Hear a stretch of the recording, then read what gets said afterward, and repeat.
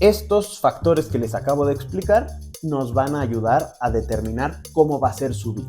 Es decir, nosotros podemos saber en un gran porcentaje a qué va a saber nuestro vino antes de abrirlo. Hola, mi nombre es David Rosas Gómez, fundador y sommelier de It's Wine Time, con la certificación internacional del Wine and Spirit Education Trust nivel 3 en vino.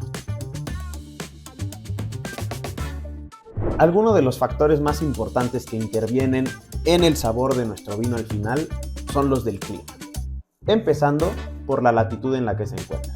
La latitud correcta para la producción de vino es la 30-50 norte y la 30-50 sur.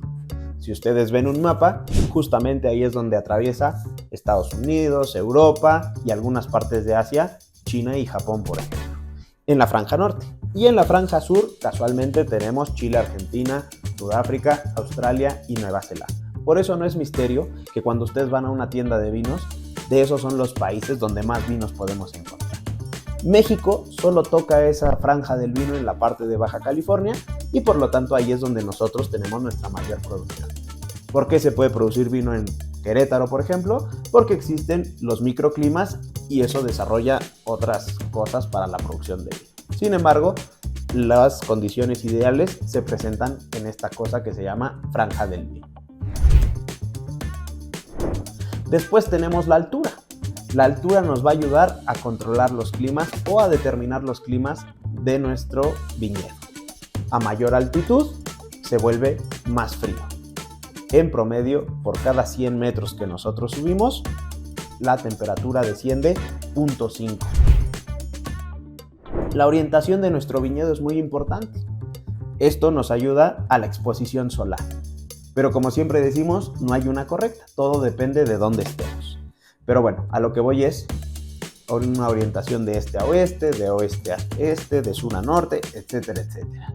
Y lo importante es que nuestro viñedo, dependiendo en dónde esté, dependiendo de dónde esté en la franja, tengamos una altura correcta para que la exposición solar y el calor sea la ideal para el cultivo de nuestra uva. Mares, ríos y lagos, porque los grandes cuerpos de agua, independientemente del tema del riego, son los reguladores naturales de temperaturas en el planeta. Por lo tanto, ayuda a que los lugares muy fríos no sean tan fríos y los lugares muy calientes no sean tan calientes y generalmente eso ayuda a una mejor maduración de la uva. Tenemos tres clasificaciones o tres categorías de climas principalmente: continental, marítimo y mediterráneo. Esto también es fundamental para determinar cómo va a quedar nuestro vino al final. El clima continental se define por tener temperaturas extremas, tanto día y noche como en las diferentes estaciones. Es decir, la Ciudad de México es un clima continental. En la época de primavera-verano podemos despertar a lo mejor a 18, 15 grados y tener una máxima de 33, 34 grados. Sin embargo, en invierno podemos llegar hasta temperaturas de -2 en el Ajusco y en el día tener una temperatura máxima de 20 grados.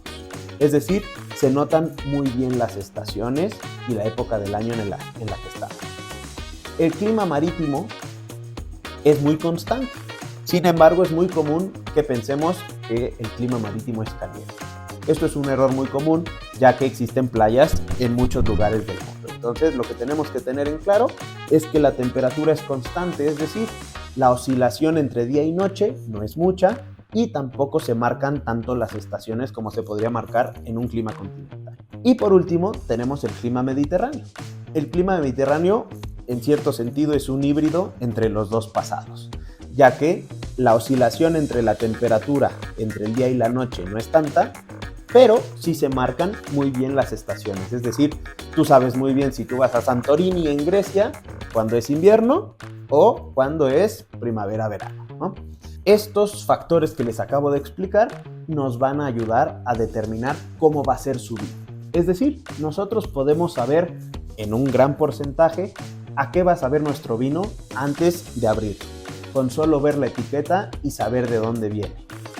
Si todo el conjunto de condiciones que les acabo de explicar nos van a dar un clima, una condición fría, podríamos decir, o más bien nuestro vino va a tener cierta tendencia a tener vinos ligeros, son aromas frescos, sabores verdes, acidez alta, alcohol bajo y en el caso de los tintos, un tanino moderado o bajo.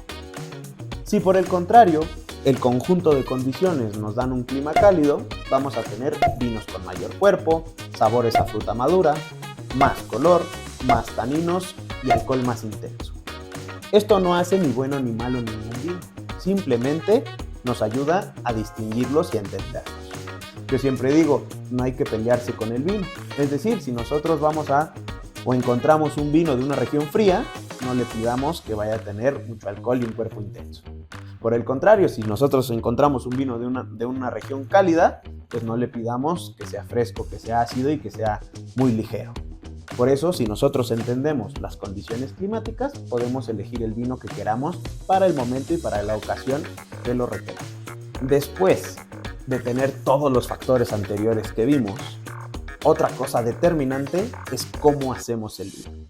Es decir, si yo a 5 personas distintas les doy los mismos ingredientes y les pido el mismo platillo, todos me van a dar un platillo que va a saber distinto, porque todos tenemos ese sazón distinto. Bueno, pues lo mismo pasa con las bodegas. Entonces es fundamental, después de entender de dónde vino nuestra uva, qué métodos de producción utilizaron para determinar los aromas finales de nuestro vino. En este caso les voy a hablar en particular del vino blanco. El vino blanco tiene una gran gama de posibilidades para alterar o mover sus sabores. Podemos tener el vino blanco solamente en acero inoxidable, que digamos en estricto sentido solo nos va a enseñar el clima y la tierra que tiene ese viñedo. Pero podemos tener 3 opciones principalmente después de la fermentación. Podemos tener una fermentación maloláctica, podemos tener una crianza en lías o podemos tener igual una crianza o meter el vino o envejecer el vino en una barrica. Estas pueden ser solas o combinadas. Les explico un poco más. La fermentación maloláctica lo que nos va a hacer es transformar el ácido málico en ácido láctico. Es decir, transformar la acidez de una manzana verde en una acidez de un yogurt. Es decir, vamos a reducir la acidez de nuestro vino blanco, pero le vamos a agregar aromas lácticos. Otra vez, esto no es ni bueno ni malo, simplemente es lo que queramos. Opción número 2, podemos dejar nuestro vino reposando en las lías. ¿Qué son las lías? Las lías son las levaduras muertas, es decir, las levaduras después de hacer la fermentación alcohólica mueren y nosotros podemos decidir si sacar nuestro vino o dejarlo en contacto con ellas. Si nosotros decidimos dejar en contacto el vino con nuestras lías, lo que vamos a provocar en nuestro vino son aromas a nueces, a tostados y unas texturas más cremosas. Por eso podemos encontrar vinos como justo, ¿no? Cremosas y que acompañan muy bien una pasta de 4 quesos. Y por último tenemos la opción de la madera. Si nosotros metemos nuestro vino a la madera, ¿qué hacemos?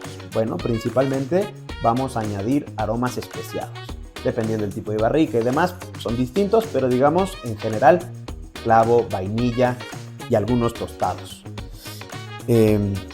También podemos mezclar, es decir, podemos tener barrica y lías, barrica y fermentación maloláctica, maloláctica y lías, o maloláctica, lías, madera, como les decía en un principio, solo el acero inoxidable. Por eso, ningún vino blanco o la gran mayoría de los vinos blancos no van a saber igual. Tenemos que entender primero con qué uva fue hecho ese vino, después todo el conjunto de ambiente donde vino y por último, qué le hicimos en la fermentación y después de la fermentación. Y entonces sí, vamos a nosotros saber, antes de probar el vino, un 80, un 90% a qué nos va a saber.